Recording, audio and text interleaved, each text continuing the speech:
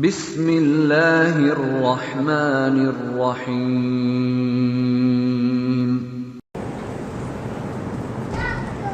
الحمد للہ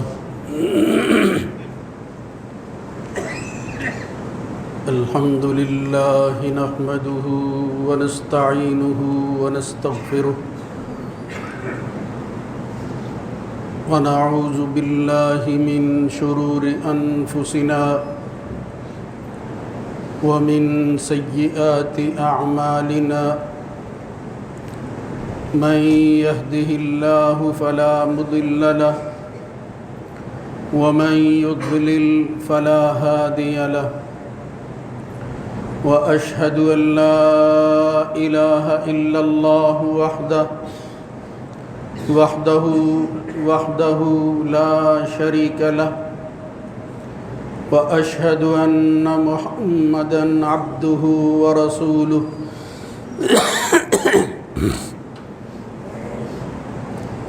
اللهم صل على محمد وعلى آل محمد كما صليت على إبراهيم وعلى آل إبراهيم في العالمين إنك حميد مجيد اللهم بارك على محمد وعلى آل محمد كما باركت على إبراهيم وعلى آل إبراهيم في العالمين إنك حميد مجيد أما بعد فإن خير الحديث كتاب الله وخير الهدى هدى محمد صلى الله عليه وآله وسلم وشر الأمور محدثاتها وكل محدثة بدعة وكل بدعة ضلالة وكل ضلالة في النار رب أعوذ بك من همزات الشياطين من همزه ونفخه ونفثه يا أيها الذين آمنوا اتقوا الله حق تقاته ولا تموتن إلا وأنتم مسلمون يا أيها الناس اتقوا ربكم الذي خلقكم من نفس واحدة وخلق منها زوجها وبث منهما رجالا كثيرا ونساء واتقوا الله الذي تساءلون به والأرحام إن الله كان عليكم رقيبا يا أيها الذين آمنوا اتقوا الله وقولوا قولا سديدا يصلح لكم أعمالكم ويغفر لكم ذنوبكم ومن يطع الله ورسوله فقد فاز فوزا عظيما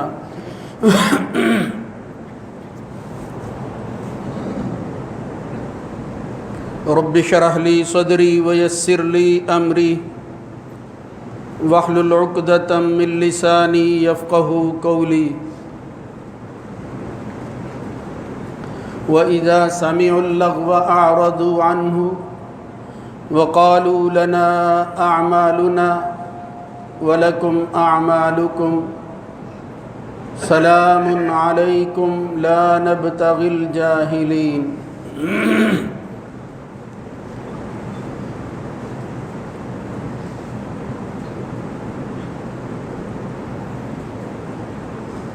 اور جب وہ کوئی بیہودہ بات سنتے ہیں، لغو کلام سنتے ہیں تو اس سے منہ پھیر لیتے ہیں اور کہتے ہیں ہمارے لیے ہمارے اعمال اور تمہارے لیے تمہارے اعمال ہیں، سلام ہو تم پر، ہم جاہلوں کا راستہ اختیار کرنے والے نہیں ہیں۔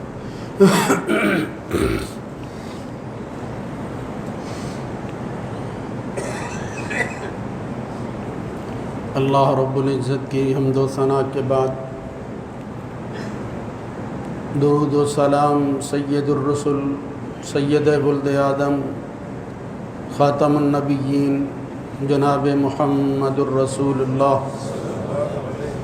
صلی اللہ علیہ وآلہ وسلم کی ذات گرامی پر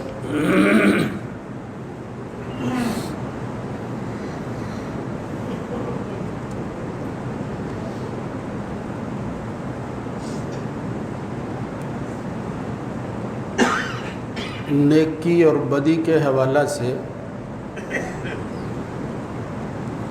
قرآن و سنت میں جو تفصیلات آتی ہیں ان سے پتہ چلتا ہے کہ فطری طور پر جس چیز کی طرف بندے کا رجحان ہوتا ہے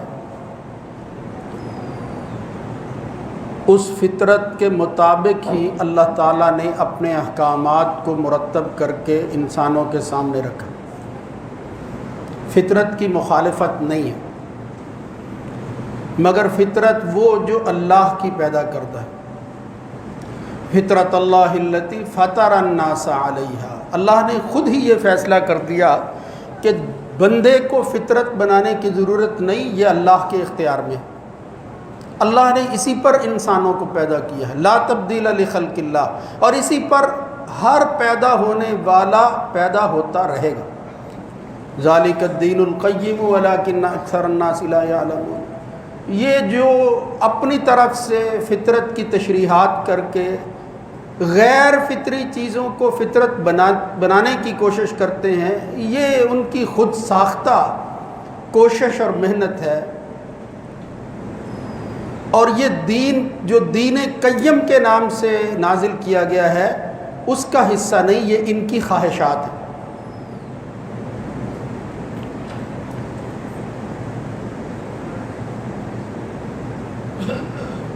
برائی اور اس سے جنم لینے والی چیزوں کے حوالہ سے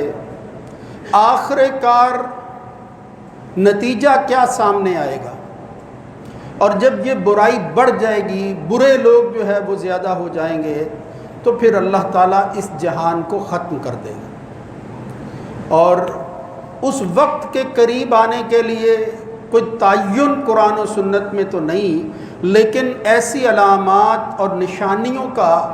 بیان ضرور ملتا ہے کہ جن سے متنبہ کیا گیا انسانوں کو کہ تم ان برے لوگوں اور برے وقت کا حصہ نہ بنو، اس سے بچنے کی کوشش کرو۔ اسی حوالہ سے میں نے یہ بات عرض کی تھی کہ برائی سب سے بڑی فاحش اور بری چیز جس کے اثرات مزید برائیوں کی شکل میں سامنے آتے ہیں وہ بدکاری اور زنا ہے۔ اللہ رب العزت نے اس فحش اور بے حیائی کے قریب جانے سے اور ایسے ذرائع کو اختیار کرنے سے بھی منع کر دیا جس کا نتیجہ یہ زنا اور برائی کی شکل میں نکلتا ہے۔ وَلَا تَقْرَبُوا الزِّنَا إِنَّهُ كَانَ فَاحِشًا، اس کو پھر اسلامی فقہ کی اصطلاح کے اندر اہل علم نے ایک اصول قائم کر دیا کہ جہاں چیز اپنی اصل کے اعتبار سے غلط ہوتی ہے اس کی طرف جانے والی جتنی بھی چیزیں ہیں وہ بھی غلط ہو جائیں گی، ان کو کہتے ہیں سد الذرائع، یعنی وہ ذرائع اور وسائل اور سورسز جو برائی تک لے جاتے ہیں وہ بھی اسی ضمن میں شمار ہوں گے جس میں برائی شمار ہوتی ہے، لہذا ان سے بھی بچنا چاہیے۔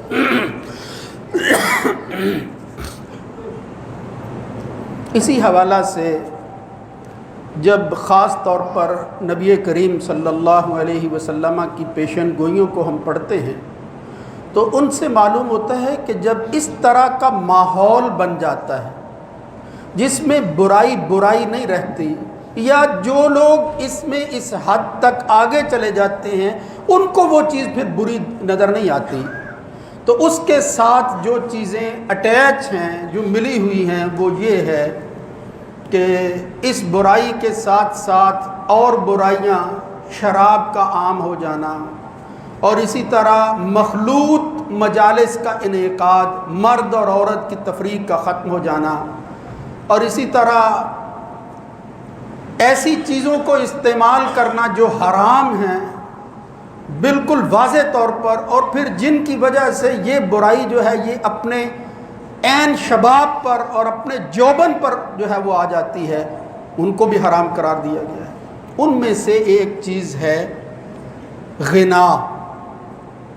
یعنی شراب و کباب کی محفل کے اندر اس کو چار چاند لگا دینے والی چیزوں میں سے ایک یہ ہے کہ خواہ وہ مرد ہوں یا عورتیں، وہ اپنی زبان سے ایسا کلام سناتے ہیں، اس کو جاری کرتے ہیں کہ جس کی وجہ سے وہ موجود لوگ جو اس محفل میں موجود ہوتے ہیں ان کو جوش آتا ہے اور ان کے جذبات کے اندر انگیخت پیدا ہوتی ہے اور پھر وہ برائی کی طرف جو ہے وہ مائل ہو جاتا ہے۔ وقت کے ساتھ ساتھ اس غنا کو دیگر نام دیے گئے، اور انصاف کی بات کرنی چاہیے۔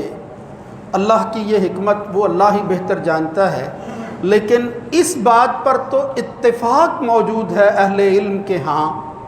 کہ ہر وہ غنا یا دوسرے لفظوں میں آج کل ہم جسے میوزک یا موسیقی کہتے ہیں، اگر اس کے اندر یہ فلاں چیزیں شامل ہو جائیں جن کا میں نے پہلے بھی ذکر کیا، اختلاط ہو، کلام جو ہے اس کے اندر لغویات حد سے زیادہ ہو،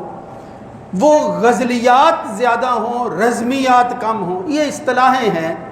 عربوں کے ہاں جو ہے وہ کثرت کے ساتھ، وہ بہادر لوگ تھے، رزمیہ اشعار کہے جاتے تھے کہ ہماری قوم، ہمارا قبیلہ جو ہے وہ کتنا بہادر ہے، اور پھر جب وہ جنگ پر جاتے تھے تو لوگ جو ہے وہ گاتے تھے اس کو اور پھر جوش دلاتے تھے، اور اس کو رزمیہ اشعار جو ہے وہ کہا جاتا ہے۔ اسی طرح غزلیہ اشعار ہیں جن کے اندر عورت اور اس کے حسن اور اس کے جو اعضاء ہیں ان پر تبصرہ کیا جاتا ہے زیادہ تر، اور اسی سے ہمارے ہاں غزل جو ہے وہ مشہور ہو گئی ہے۔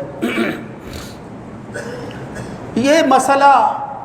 شروع سے اہل علم کے ہاں جو ہے وہ مختلف ہی رہا ہے کہ کیا اسلام نے ہر قسم کی موسیقی اور غنا کو حرام قرار دیا ہے یا نہیں، اور یہ جس کو میں برائی کہہ رہا ہوں، جس کو میں گناہ کی دعوت دینے والی چیز کہہ رہا ہوں، اس کا ذکر بھی احادیث کے اندر آتا ہے، اور قرآن و سنت میں جو دلائل بھی ہیں انہی کی بنیاد پر بڑے بڑے متقی لوگ، بڑے بڑے اللہ والے لوگ جو ہیں انہوں نے بھی فیصلہ کرنے میں اپنے طور پر درست فیصلہ کیا، لیکن بظاہر معلوم ہوتا ہے کہ فلاں جگہ پر ان کو کچھ شرائط اور حدود مقرر کر دینی چاہیے تھی کہ یہ فن اگر فن کی صورت میں جاری رہے، اور پھر وہ غنا جو ہے وہ رزمیہ شکل میں جس کی طرف میں اشارہ کر رہا ہوں، یعنی اس کی حدود و قیود مقرر کر دی جائیں، تو پھر شاید شریعت اس کو حرام نہیں کہتی، اس کی اجازت ہے۔ جس طرح ہمارے ہاں بھی اچھا کلام ہو اور اچھی آواز کے ساتھ جو ہے وہ اس کو سنایا جائے، حتیٰ کہ اگر مجھے آپ اجازت دے دیں تو میں کہوں قرآن مجید بھی جب خوبصورت آواز کے اندر پڑھا جاتا ہے اس کی طرف میلان دوسرے کی نسبت زیادہ ہوتا ہے، یہ میلان کی بات ہے۔ اب کچھ لوگ جو قائل تھے انہوں نے تو موسیقی اور غنا کو بالعموم جائز قرار دے دیا، جس طرح کی بھی ہو اس پر قدغن نہیں ہے، اور پھر اس کے مخالف جتنی بھی چیزیں تھیں ان کی انہوں نے تعویل کی۔ اور عجیب اتفاق یہ ہے کہ دیگر مسائل کے اندر جو لوگ متشدد تھے، یعنی مسائل کے اندر اتنی سختی کرنے والے لوگ تھے، اس مسئلہ موسیقی کے اندر وہ اتنے ہی نازک اور اتنے ہی جو ہے وہ نرم دکھائی دیتے۔ ابن حزم جیسا بندہ، علامہ امام شوقانی، بڑے بڑے یہ امام ہیں، ان کا نام اگر لیا جائے تو معلوم ہوتا ہے کہ دین کی فقاہت اور سمجھ کے اعتبار سے ان سے بڑھ کر کوئی نہیں۔ ایک طرف ائمہ اربعہ ہیں، اس طرح دیگر لوگ ہیں، دو گروہ جو ہے وہ نظر آتے ہیں شروع سے لے کر آخر تک۔ میں یہ بات اس لیے عرض کر رہا ہوں کہ آج بھی ہم جس دور میں گزر رہے ہیں، یہاں ہمارے چینلز پر، ہمارے یہ رسل و رسائل کے جو ذرائع ہیں ان پر جو ہے یہ بحث بعض دفعہ سننے دیکھنے میں آتی ہے، اور لوگ اس سے دو چار ہوتے ہیں، وہ پھر پوچھتے ہیں کہ کیا یہ جو موسیقی کی حمایت کرنے والے لوگ ہیں اس دور کے اندر بھی، اور پھر ان کی باتوں سے یوں معلوم ہوتا ہے کہ یہ جس طرح کی موسیقی بھی چل رہی ہے، یورپ کے اندر اس فن کو اور طرح لیا جا رہا ہے، کہیں اس میوزک کو ڈسکو کا نام دیا جا رہا ہے، یہ کوئی اور اس طرح پاپ سنگنگ کا نام دیا جا رہا ہے۔ آپ مجھ سے بہتر جانتے ہیں یہ اس فن کو اتنا آگے بڑھا دیا گیا کہ اچھے اداروں کے اندر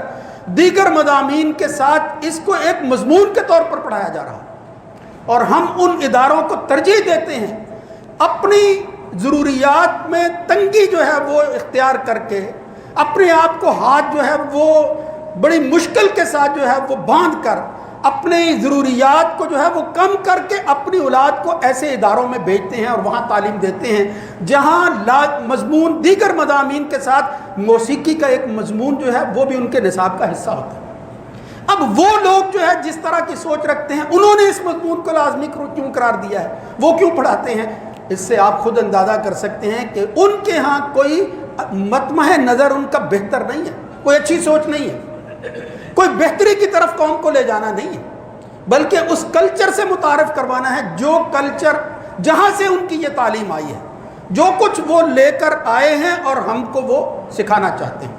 بہرحال یہ لمبی بحث ہے، میں صرف یہ عرض کرنا چاہتا ہوں کہ کس طرح کون سی ایسی چیز ہے اگر ان اہل علم کی بات کو بھی مان لیا جائے کہ بالعموم جو ہے وہ غنا اس کی اجازت ہے، تو پھر ہم اپنی طرف سے کہیں گے کہ نہیں، اس کے ساتھ شرائط مقرر کر دیں۔ ہر قسم کی موسیقی کو جائز قرار دے دینا، اس کا مطلب یہ ہے اللہ اور اس کے رسول نے جن چیزوں کو لغو قرار دیا، جن کو جہالت کہا ہے، جن سے دور رہنے کی تلقین کی ہے، جن کا قرب وہ قیامت کی نشانیوں میں سے ایک نشانی قرار دیا ہے، پھر وہ بھی اس کے اندر آ جائیں گے۔ لہٰذا اس کو عمومی طور پر جائز قرار دے دینا ہرگز درست نہیں ہے۔ بہرحال یہ بحث وہ چونکہ اختلافی مسئلہ ہے، وہ میں نے اشارہ کر دیا ہے، مگر برائی اور اس کے ماحول کو پروان چڑھانے والی وہ موسیقی جس کی مذمت قرآن و سنت میں آئی ہے، اس میں سے ایک بات یہ ہے کہ اہل ایمان جو فطرت پر ہوتے ہیں ان کا دلی میلان اس موسیقی اور غنا کی طرف نہیں ہوتا، وہ اس کو پسند نہیں کرتے، بالخصوص ایسے ماحول کے اندر کہ جب دیگر برائیاں جو ہیں وہ اس کے ساتھ جنم لے رہی ہوں، وہ تو اہل علم بالکل ہی پسند نہیں کرتے، بلکہ اللہ والے عباد الرحمن کا جہاں قرآن مجید میں ذکر ہوا ہے ان کی خصوصیت اور وصف یہ بیان ہوا ہے کہ جہاں کہیں یہ لغویات ہو رہی ہوں وہاں سے وہ اعراض کرتے ہیں۔ والذین لا یشہدون الزور واذا مروا باللغو مروا کراما، جب یہ لغویات جو ہے وہ سنتے ہیں وہاں سے وہ گزر جاتے ہیں، آگے بڑھ جاتے ہیں، ان کو وہ چیز اچھی نہیں لگتی۔ اب وہ بے شمار ایسے دلائل ہیں جن سے وہ لوگ جو قائلین ہیں وہ استدلال کرتے ہیں، اب ان پر بحث کرنا وہ ممکن نہیں ہے۔ بس میں وہ چیز جو ہمارے ہاں بھی مروج ہو گئی ہے اور جس کو یہ لوگ بھی ہرگز قبول نہیں کرتے کہ بے حیائی، فحاشی، برائی جہاں سے جنم لے رہی ہو وہ معاملہ خواہ اس کے متعلق بطور نص اور لفظ کے کوئی چیز موجود نہ ہو وہ کبھی بھی جائز نہیں ہو سکتی، اس کو کوئی بھی جائز قرار نہیں دیتا۔ ائمہ اربعہ ہوں، بڑے بڑے امام ہوں، وہ ہرگز اس کو جائز قرار نہیں دیتے، اور پھر وہ قرآنی آیات اور دیگر احادیث کو منطبق کرتے ہیں کہ اللہ رب العزت نے کہیں قرآن مجید میں یہ بات فرمائی وَمِنَ النَّاسِ مَن يَشْتَرِي لَهْوَ الْحَدِيثِ لِيُضِلَّ عَن سَبِيلِ اللَّهِ بِغَيْرِ عِلْمٍ وَيَتَّخِذَهَا هُزُوًا أُولَٰئِكَ لَهُمْ عَذَابٌ مُّهِينٌ۔ لوگوں میں سے بعض ایسے لوگ بھی ہیں، وہ گروہ بھی موجود ہے جو پیسے خرچ کر کے خریدتے ہیں لہو الحدیث، یہ اپنے آپ کو اس میں مشغول کرتے ہیں، ان کا پیسہ اس میں لگتا ہے۔ لیضل عن سبیل اللہ، جو اللہ کے راستے کی طرف جانے والا نہیں بلکہ اس سے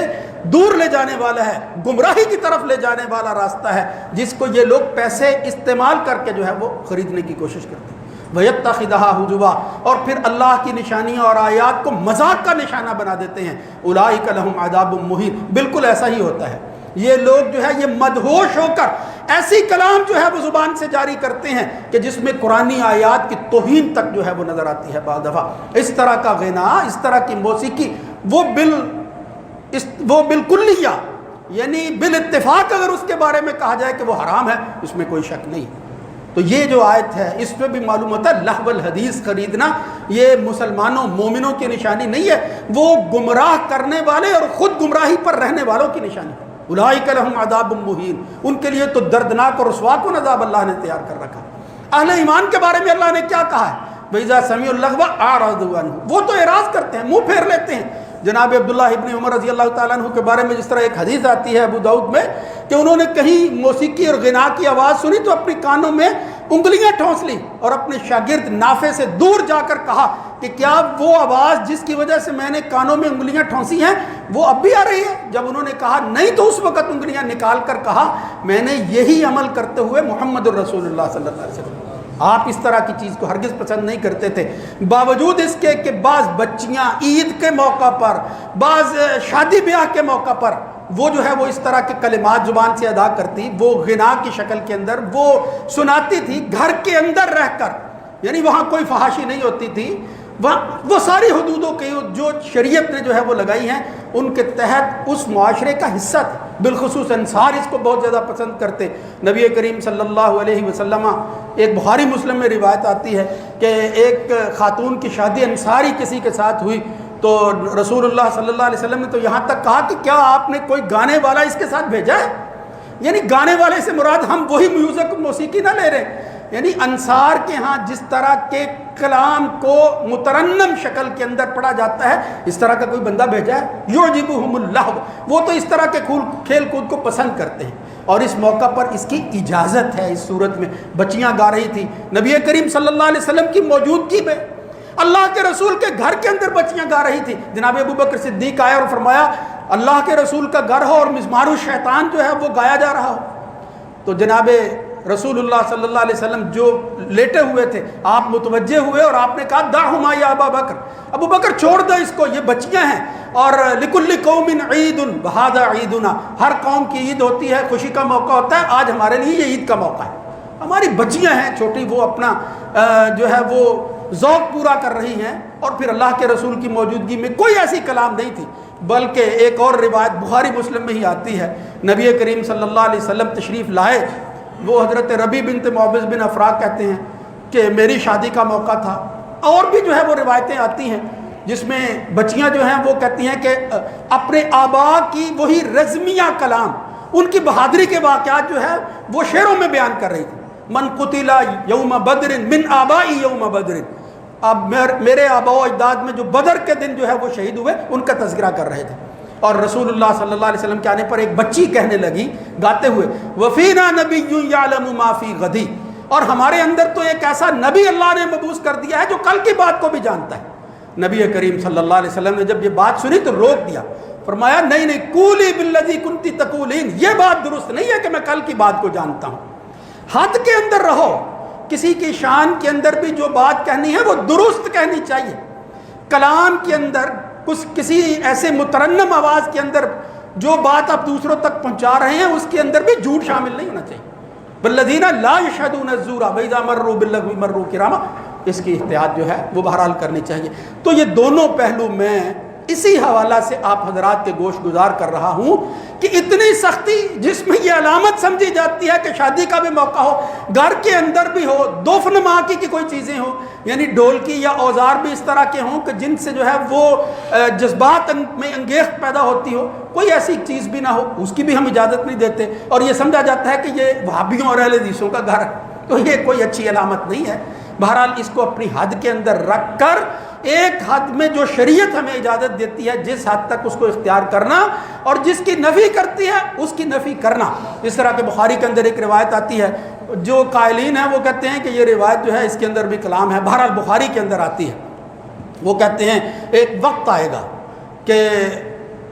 یہ قومیں یہاں تک پہنچ جائیں گی یستحلون الحر والحریر، زنا کو حلال سمجھنے لگیں گے، حلال قرار دے دیں گے، ایسی تعویلیں کریں گے، ریشم پہننا شروع کر دیں گے، پھر اس کا نام کوئی اور رکھ دیں گے. اور بعض روایتوں میں آتا ہے کہ وہ شراب پئیں گے یسمونہ بغیر اسمی، لیکن اس کا نام شراب کی بجائے کوئی اور رکھ دیں گے، ہوگی شراب ہی. رسول اللہ صلی اللہ علیہ وسلم نے فرمایا جب یہ حالات پیدا ہو جائیں گے اور پھر وہ لوگ جو ہے ضرورت مند کی ضرورت کی طرف توجہ نہیں کریں گے اور اپنا پیسہ ان واہیات اور لغویات میں خرچ کریں گے، اور وہ فقیر جب ان کے پاس آئے گا پھر اس کو کہیں گے کہ کل آنا، یعنی بہانہ کر دیں گے. فیبیتہم اللہ، پھر اللہ رب العزت جو ہے اس کی ناراضی کی یہ صورت ہوگی کہ ان سب کو اللہ تعالیٰ اگلے دن کے آنے سے پہلے برباد اور ہلاک کر دے گا. وَيَضَعُ الْعَلَمَ، وہ جس پہاڑ پر ہوں گے اللہ تعالیٰ اس کو گرا دے گا. اور پھر فرمایا ایک ترمذی میں روایت آتی ہے ان فی سیکون فی ہذہ الامہ، یہ ہے وہ چیز جس کو میں کہہ رہا ہوں کہ یہ برائی جب حد سے تجاوز کرتی ہے تو قیامت کی نشانی بن جاتی ہے. نبی کریم صلی اللہ علیہ وسلم نے فرمایا میری امت کے اندر جلد ایک وقت آئے گا، اسی قوم کے اندر جس کو اللہ تعالیٰ نے محفوظ رکھا ہوا ہے، اس میں مسخ بھی ہوگا، اس میں جو ہے وہ قذف بھی ہوگا، اس میں جو ہے وہ چہروں کو بدلنا بھی ہوگا، اس میں جو ہے وہ خسف بھی ہوگا، یہ زمین میں دنسائے بھی جائیں گے، ان پر آسمان سے پتھروں کی بارش بھی ہوگی، ایسا وقت بھی آ جائے گا، جلد ایسا وقت آئے گا۔ نبی کریم صلی اللہ علیہ وسلم نے فرمایا اس وقت پھر کہا، یہ جو بات میں پہلے عرض کر رہا تھا کہ برائی کو وہ نیکی بنا کر یا برائی کی تعویل کر کے اس کو اپنے حق میں استعمال کریں گے اور برائی نہیں رہنے دیں گے، اظہار یوں کریں گے، وہ شراب کا نام کچھ اور رکھ دیں گے، معازف اور یہ جو آلات موسیقی ہیں جو برائی کی طرف لے جاتے ہیں، ان کے نام، ان انسٹرومنٹس کے نام جو ہے وہ اور رکھ دیں گے، جس سے معلوم ہوگا کہ یہ نام قرآن و سنت میں نہیں آیا، لہذا یہ جائز ہے، اور مومن مسلمان کہلانے والے اس کی تعویلیں کریں گے۔ تو یہ دونوں چیزیں، یہ انصاف کی بات تھی،